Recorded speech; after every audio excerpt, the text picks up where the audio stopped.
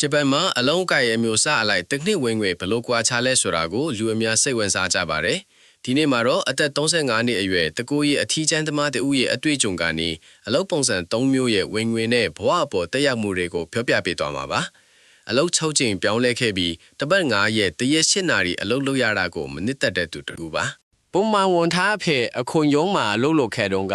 အမြင့်ဆုံးဝင်ငွေဟာတစ်နှစ်ကိုရန်2တန်းတိရ1000ဖြစ်ခဲ့တယ်။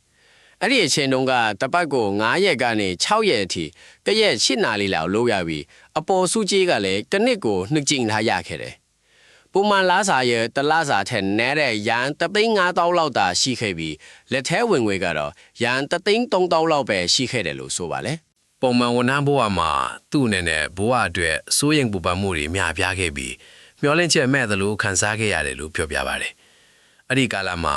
သူဟာစိတ်ပိုင်းရောကိုယ်ပိုင်းပါကျန်းမာရေးမကောင်းခဲ့ပဲကိုယ်လေးချိန်လွန်ခဲစွာကြာဆင်းခဲ့ပြီးအေးမိတာမျိုးတွေမကြာခဏဖြစ်ခဲ့ပါတယ်။ဒီလိုဖိစီးမှုတွေနဲ့နှစ်နဲ့စစ်တင်လာကြအလုပ်လုပ်ပြီးရနောက်မှာတော့သူအလုပ်ကနေထွက်ထက်တယ်လို့သိရပါတယ်။ ပုံမှန်ဝန်ထမ်းဘဝကနေထွက်ပြီးနောက်ပုံမှန်မဟုတ်တော့အလုပ်များကိုလုပ်ကန်ခဲ့ပါတယ်။မျိုးပြဒေတာကမျိုးပြဝန်ထမ်းတအုပ်အဖြစ်တပတ်3ရက်တရက်6နာရီခွဲတာအလုပ်လုပ်ခဲ့ပြီးတစ်နှစ်ဝင်ငွေရန်ကတန်6000ရရှိခဲ့ပါတယ်။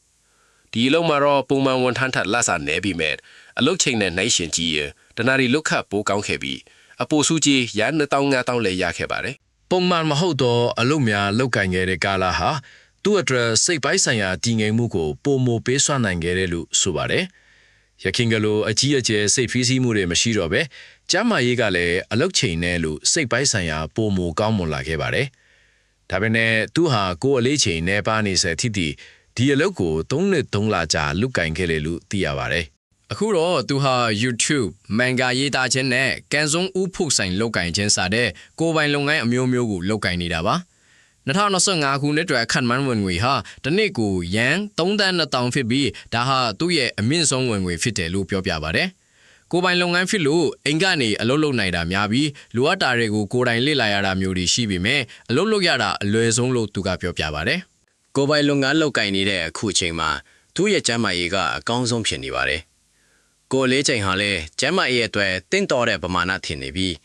3နှစ်အတွက်တစ်ခါမှအေးမမိတော့ပါဘူးကျန်းမာရေးစစ်ဆေးမှုတွေနဲ့တွားဘက်ဆိုင်ရာပြုစုဆောင်ရှောက်မှုတွေကိုပုံမှန်လှုပ်ဆောင်နိုင်ခဲ့ပြီးသူ့ရဲ့လက်ရှိကိုယ်ပိုင်လုပ်ငန်းကတော့3နှစ်5လကြာမြင့်ခဲ့ပြီဖြစ်ပါတယ်။သူ့ရဲ့အလုပ်အကိုင်ရဲ့မျိုးစားလိုက်လူမှုဘဝလုံခြုံရေးအခြေအနေတွေလည်းကွာခြားခဲ့ပါတယ်။ပုံမှန်ဝန်ထမ်းဘဝမှာမိဘအိမ်မှာနေထိုင်ခဲ့ရကောင်းနေအိမ်ဆုံးရှုံးခဲ့ရပါတယ်။ပုံမှန်မဟုတ်တဲ့အလုပ်များလုပ်ကိုင်ချိန်မှာတော့ချစ်သူတို့မဟုတ်ခင်မွေးရဲ့ထောက်ပံ့မှုနဲ့အပွားအိမ်မှာနေထိုင်နိုင်ခဲ့ပါတယ်။အခုကိုယ်ပိုင်လုပ်ငန်းလုပ်ကိုင်ချိန်မှာတော့သူဟာတကိုယ်လဲနေထိုင်ပြီးမိဘအိမ်ရောအဖော်ပါမရှိပေမဲ့အသက်ရှင်ရည်တည်နိုင်စွမ်းအမြင့်ဆုံးချင်နေလေလို့ဆိုပါတယ်။သူက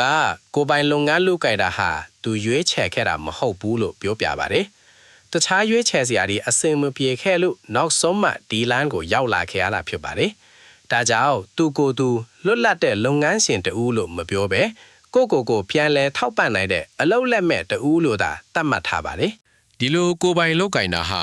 ရိုးရာဓလေ့အရာတည်ငြိမ်တဲ့အသက်မွေးဝမ်းကြောင်းမဟုတ်ပေမဲ့သူကတော့အောင်မြင်ဆုံးကျမ်းမာရေးအကောင်းဆုံးဖြစ်စေခဲ့ပါတယ်။သူ့ရဲ့ဘဝအတွေ့အကြုံကအောင်မြင်မှုဆိုတာတခြားရှုထောင့်ကနေမြင်နိုင်တယ်ဆိုတာကိုပြသနေပြီးကိုဘလို့ထောက်ပံ့ရက်တည်ခဲ့တယ်ဆိုတာကိုပါတွေ့မြင်နိုင်ပါတယ်။